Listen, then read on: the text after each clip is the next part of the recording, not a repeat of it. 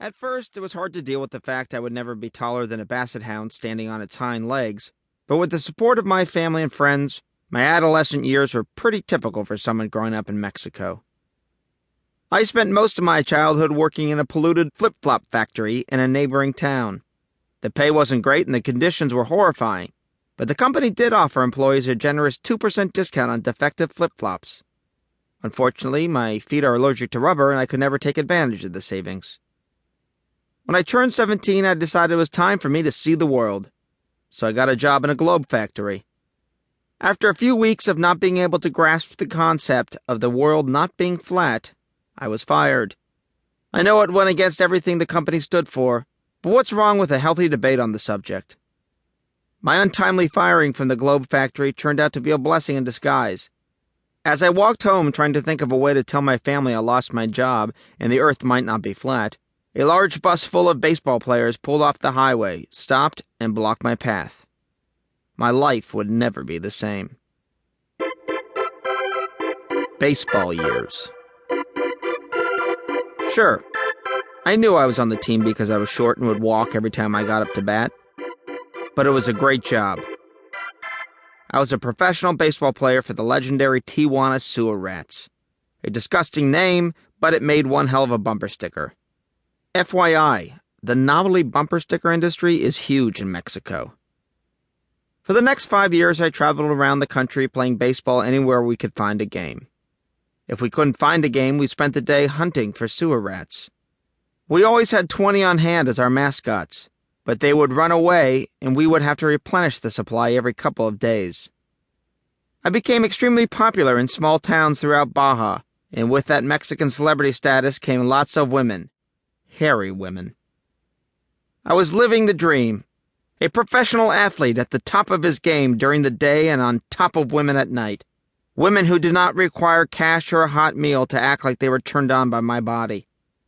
But all good things must come to an end, unless you're George Clooney. He'll be knee-deep in vajayjay until the day he dies. The guy is smoking hot.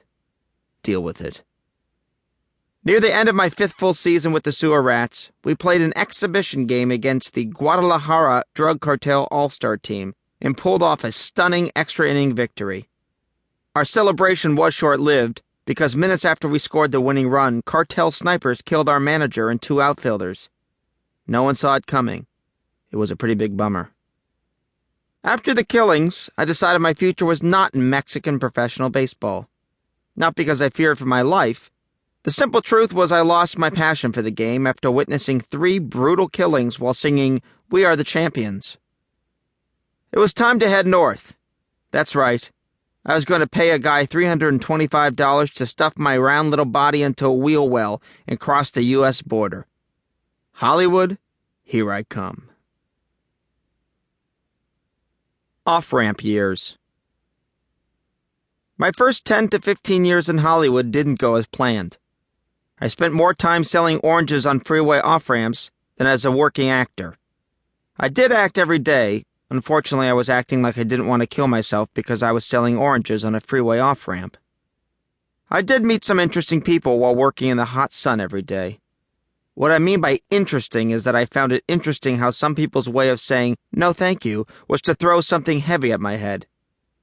On the days when my head injuries were not too visible, I would go to auditions to try and land my first role.